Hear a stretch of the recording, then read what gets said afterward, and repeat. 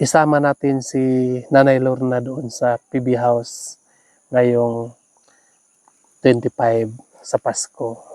So, maraming nagko-comment ng mga kababayan. Sabi nila nga, kung maaari isama natin si Nanay Lorna. Kasi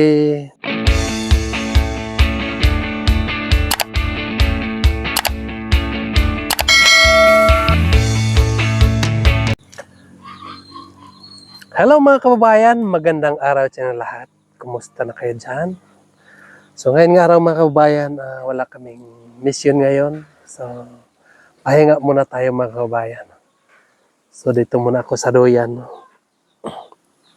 Pahinga muna tayo mga kababayan kasi sobrang nakakapagod po ang ginawa namin. So ngayon, dito muna ako sa likod ng bahay. Naglagay ako dito ng doyan. Sobrang lamig po ang hangin mga kababayan. So boring lang po kasi nag-iisa lang ako dito. Wala akong kasama. Wala akong kaistorya. So ako lang ang kakausapin ko lang yung sarili ko.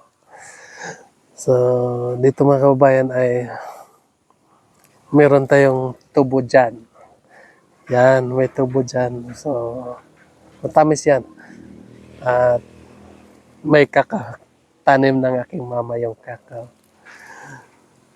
So minsan din mga kababayan, bigyan din natin ng pahinga yung ating katawan. Kasi hindi pwedeng hindi natin bigyan ng pagpahinga. Kasi kailangan, no? Tulad ng sasakyan, kailangan din nga may pahinga. Kasi kapag walang pahinga, so madali masira. At hindi abusuhin, no? So, pag abusuhin natin mga kababayan, mabilis masira yung sasakyan. Tulad din ng tao, no? Kapag ginabusuhan natin yung sarili natin, masisira talaga. Lalo na pag lagi tayo mag-inom ng alak, no? Ayos lang yung alak pag paminsan-minsan. Paminsan-minsan? Ano sa Tagalog yung paminsan-minsan? Paminsan-minsan ka na nag-inom. Ayos lang yung alak mga kababayan pag hindi permanente. Isang linggo, 7 bisis. Joke lang po. Sa isang buwan, kaisa, ganon. Or sa isang linggo, kaisa. Ayos na siguro yan. Pero sa amin mga kababayan, SDA, bawal talaga sa amin mag-inom ng alak. So, may nagsasabi din sa akin, no? So, ang katawan din natin mga kababayan daw ay kailangan din ng alcohol. So, kailangan daw mag-inom tayo ng konti lang. Pero, iwan ko, wala naman akong nabasahan doon sa Bible nga mag-inom tayo konti. Kailangan talaga mga kababayan nga alagaan natin yung ating sarili. No? Pag mag-inom man tayo, kahit sa isang linggo, kapito lang tayo mag-inom, hindi. Kahit sa isang linggo mga kababayan ay isang bisis lang tayo mag-inom. Or sa isang buwan, kaisa lang tayo mag-inom. Para hindi naman masira yung ating pangatawan, no? Dito sa amin mga kababayan, may lasinggero dito. Sobrang payat na po. So, wala na, no? Wala nang boto na lang at panit yung natira. May unod pero konti na lang. So, kailangan nga alagaan natin yung ating sarili. Dahil hindi tayo permanente dito sa mundo, no? Tayo ay lumalabay lang tayo. Sama din sa damit, no? Itong damit natin mga kababayan.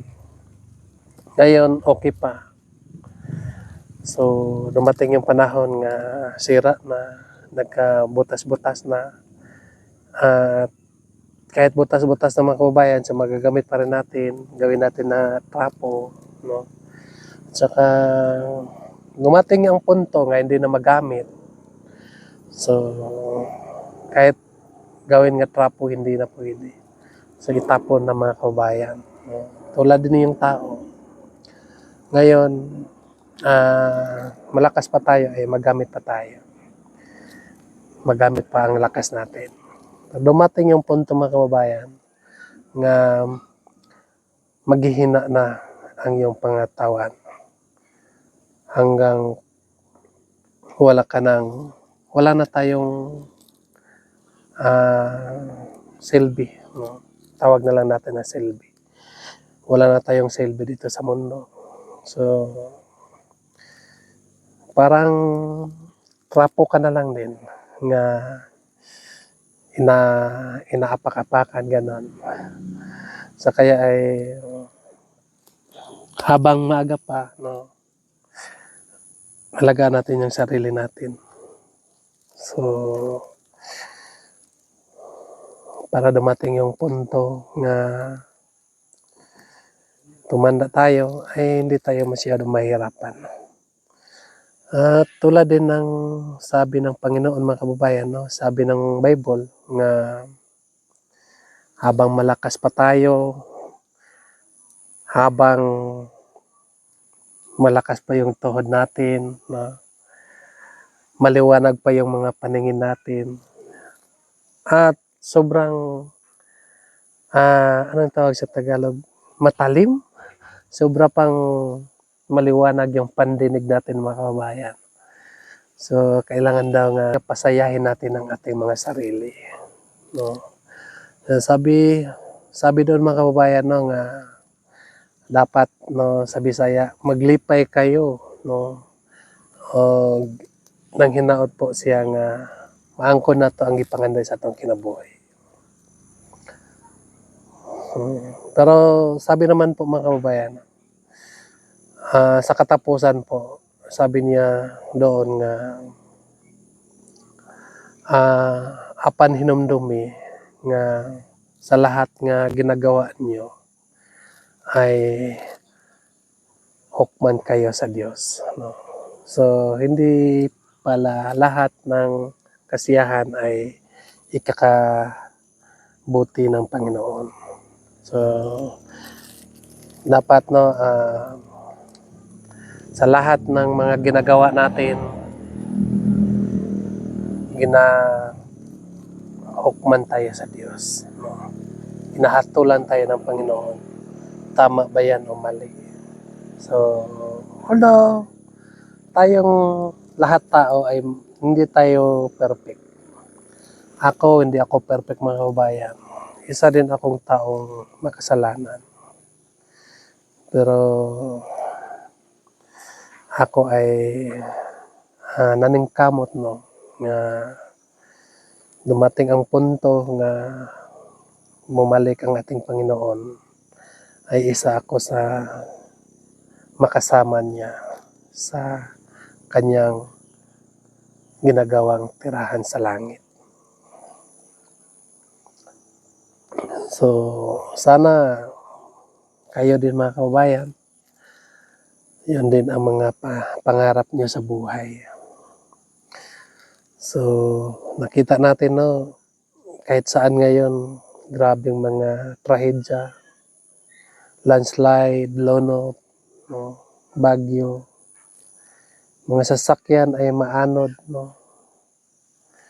So doon natin ma-realize nga ang lahat pala nga nabili natin ay kung dumating ang mga trahedya ay wala tayong magagawa, no? Walang silbi. Lalo na pag mamatay na tayo, yung kaari-arian natin ay hindi natin madadala. So, nakita ko doon mga kababayan na ang pinaka-importante pala yung ugali natin. Kasi yung ugali natin ay yun lang ang madadala natin kapag tayo ay mamatay tayo. Kapag kung ano yung ugali mo noon, nga buhay ka pa, so pag tayo ay mamamatay na, Yun lang ang madadala natin. Walang madadala natin. Kahit bisti, mga damit natin, ganun, wala. Kahit isali pa sa paglibing, hindi mo yan madadala. So, na-realize ko talaga mga kababayan, no, nga importante sa atin nga yung ugali natin. Kailangan nga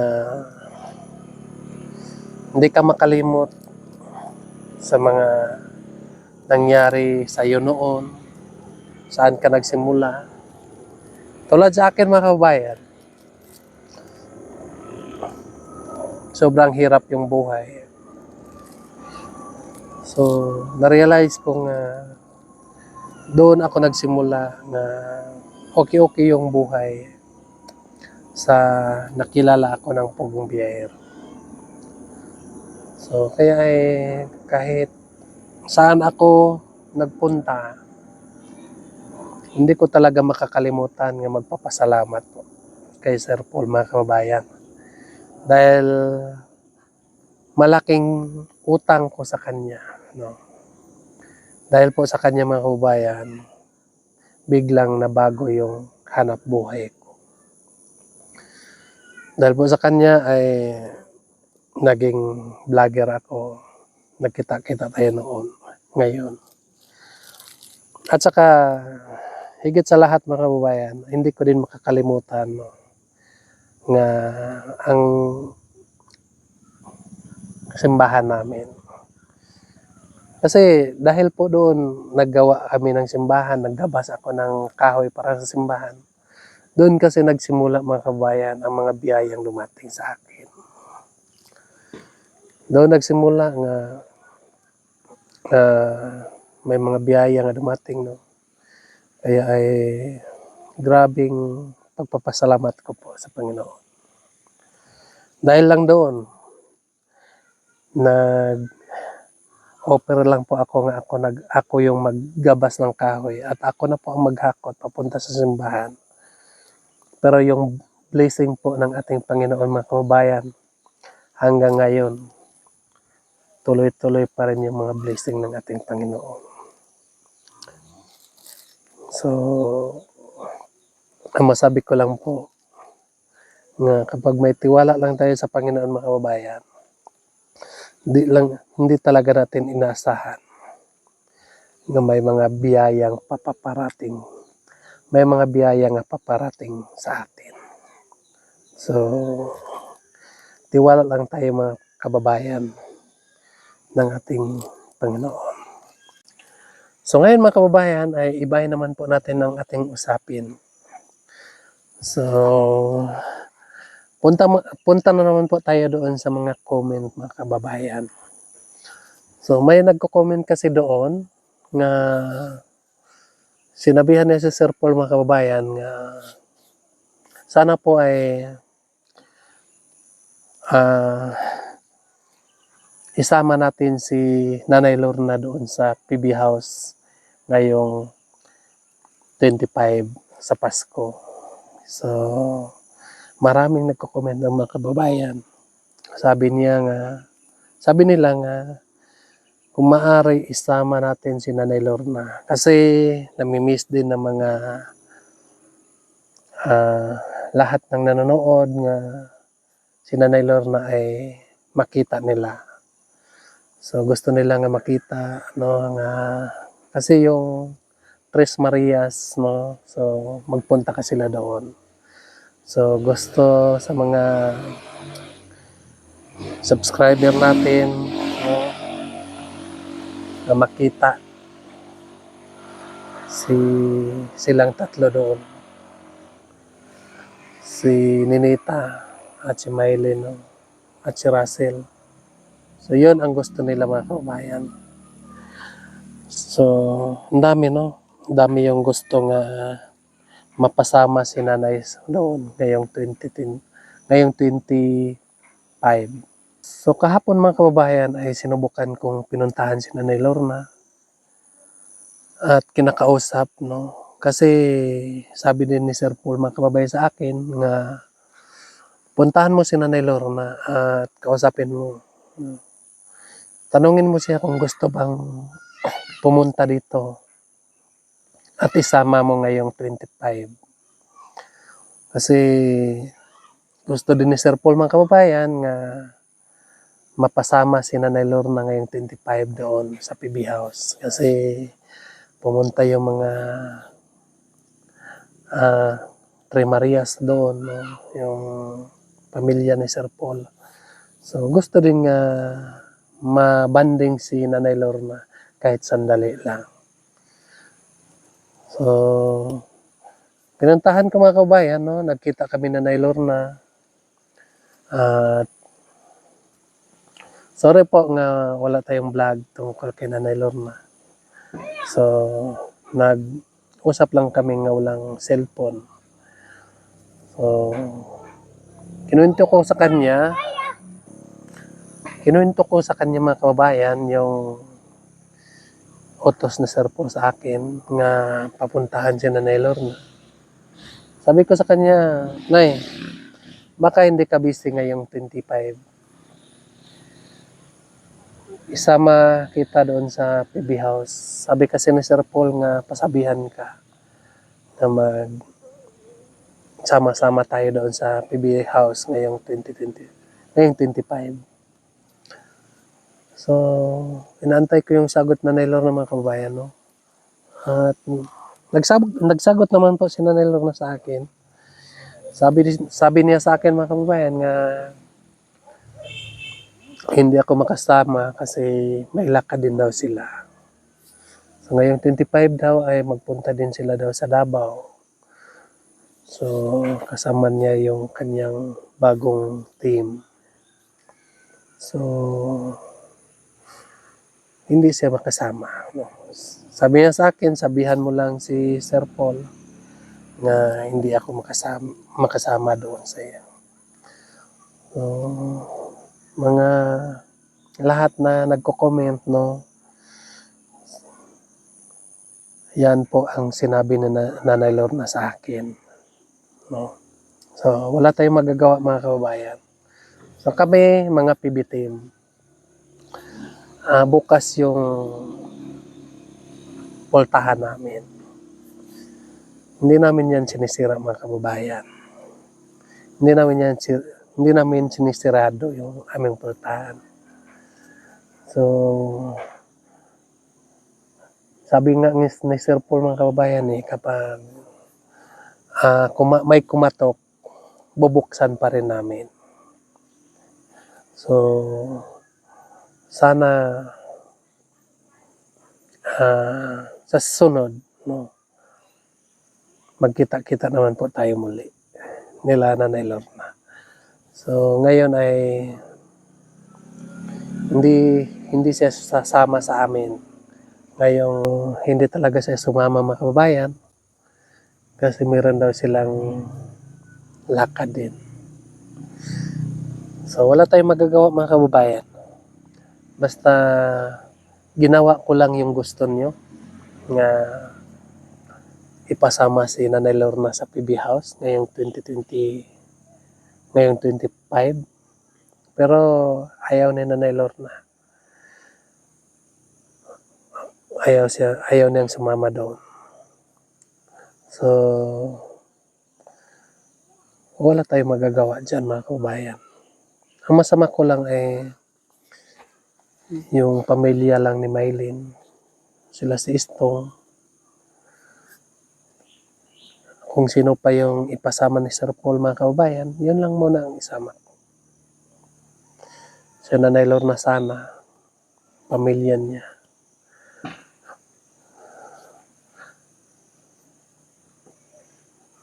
Pero ayaw. Hindi na po sumama si nanay kasi meron daw siyang ginagawa. So, respetuhin din natin yung sinabi na Nanay Lorna.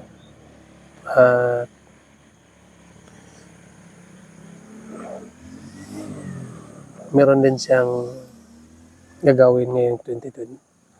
At meron din siyang gagawin.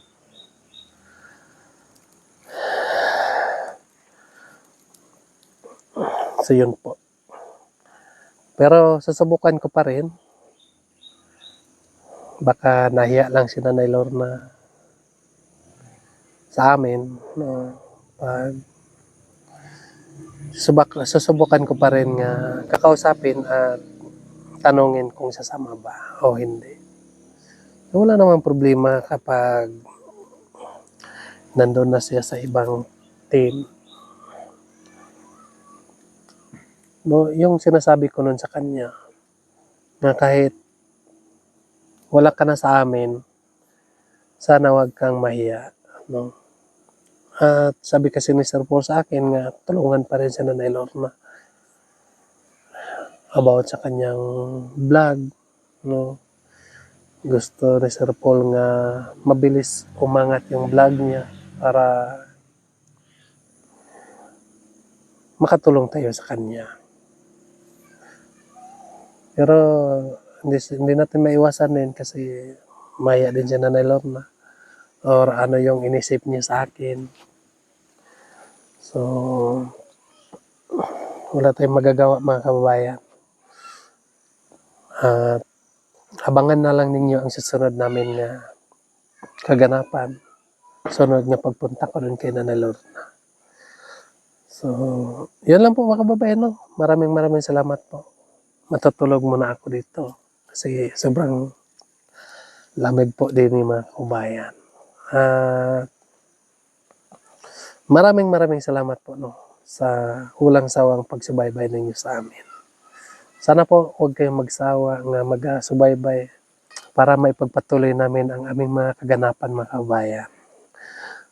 So ngayon, ang ginagawa namin mga kababayan, nga drama, so sana maintindihan niyo mga kababayan. Pinapaliwanag naman po ni Sir Paul kung bakit ginagawa namin yan. So dahil po yun ay ginagawa namin yan mga kababayan para makaipon din kami. So, para meron tayong pangtulong sa mga kababayan natin nga katulad ko. Diba? So, diba nag-explain na po si Sir Paul na sobrang hirap din no, mag-charity. So, kailangan mag-ipon muna tayo para meron tayong pangbigay sa mga kababayan natin.